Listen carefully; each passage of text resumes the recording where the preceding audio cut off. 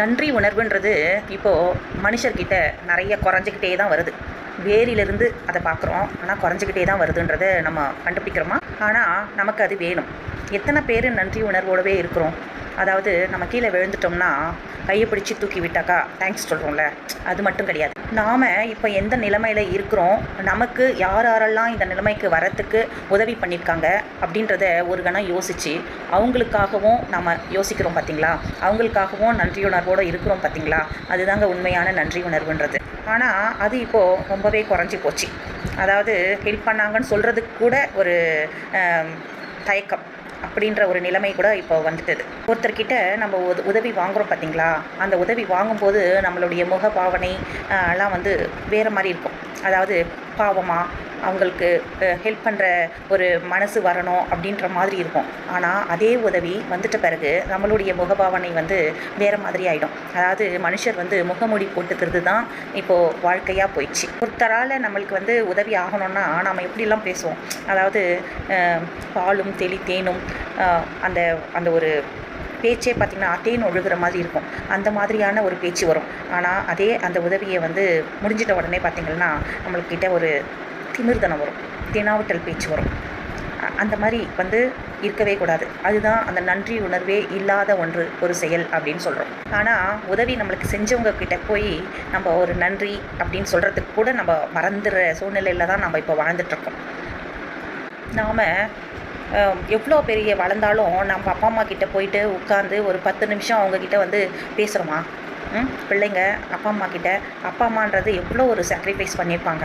அவங்கக்கிட்ட போய் ஒரு 10 நிமிஷம் உட்காந்து அவங்கக்கிட்ட பேசுகிறதுக்கு கூட டைம் இல்லை, மனசு இல்லை அப்படின்னு இருக்கும்போது வேலைன்னு சொல்லிட்டு ஓடிட்டுருக்கோம்.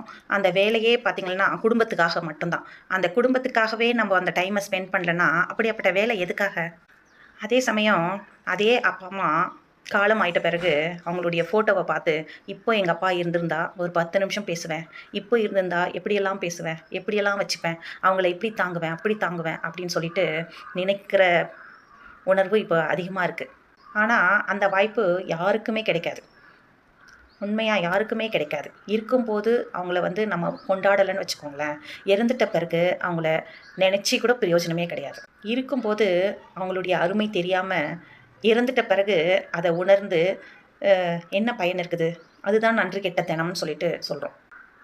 இந்த நன்றி உணர்வு நம்ம வீட்டிலேருந்தே ஆரம்பிக்குது. நன்றி உணர்வு இல்லாத தினம், அதாவது நாம் என்ன செய்கிறோமோ அதை பொறுத்து தான் நம்மளுக்கு பின்னாடி வர சந்ததிகள் வந்து அதையே பார்த்து தான் அவங்க வளருவாங்க. அதனால் பெரியவங்களாக இருக்கும்போதே அவங்க அப்பா அம்மா வீட்டில் பெரியவங்களாக இருக்கும்போது அவங்களால எதுவுமே இல்லை, அவங்களால எந்த பயனும் இல்லை அப்படின்னு சொல்லிட்டு இருக்கும் பட்சத்தில் கூட அவங்கக்கிட்ட ஒரு 5 நிமிஷம் உட்காந்து பேசுங்க. உங்களுடைய டைமை அவங்களுக்கு கொடுங்க. ஒரே ஒரு 5 நிமிஷம். அவங்க அதிகமாக வேறு எதுவும் கேட்க போகிறது கிடையாது. உங்கள்கிட்ட சொத்தோ வேறு எதுவுமே கேட்க மாட்டாங்க. பையன் பேசுவானா, பொண்ணு பேசுவாளா, இதுதான் கேட்பாங்க. அந்த ஆசையை உயிரோடு இருக்கும்போதே கொடுங்களேன். இறந்துட்ட பிறகு கொடுத்து அவங்களுக்கு தெரியாதுல்ல. அதனால் இறந்துட்ட பிறகு நாமளும் வந்து ஹாப்பியாக இருக்கணும்னாக்கா அவங்கள நல்லா பார்த்துக்கிட்டோன்னு வச்சுக்கோங்களேன், பின்னாடி நாளில் நம்மளுக்கு வந்து அந்த மனசில் ஒரு எண்ணம் வராது. ஐயோ நான் பார்த்துக்கலையே அப்படின்ற ஒரு எண்ணமே வந்து நம்மளுக்கு வராது. நான் அப்பா அம்மா இருக்கும்போது நல்லா பார்த்துக்கிட்டேன், அவங்க கடவுள் இவ்வளோ தான் டைம் கொடுத்துருக்காங்க, இருக்கிறனால நான் வந்து கொடுத்துட்டேன், என்னுடைய எல்லாமே கொடுத்துட்டேன், அதனால் சந்தோஷமாக இருக்கலாம். உங்களுக்கு அந்த ஒரு மனசில் வந்து ஒரு தாழ்வு மனப்பான்மைன்றது வரவே வராதுங்க.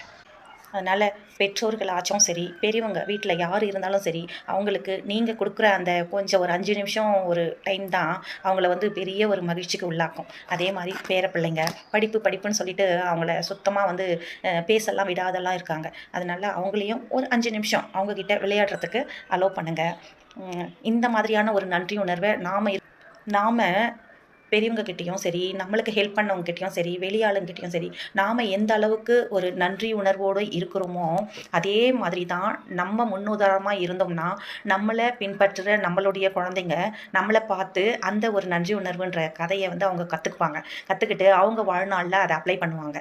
அப்போது அவங்களுக்கு வந்து நாம் என்ன சொல்லி தரணும்னா, நாம் எப்படி நடந்துக்கணுமோ அதை நம்ம நடந்து காட்டணும். நம்ம நடக்கிறதுல அவங்க அதை பார்த்து அவங்க வாழ்க்கையில் அதை அப்ளை பண்ணிக்குவாங்க.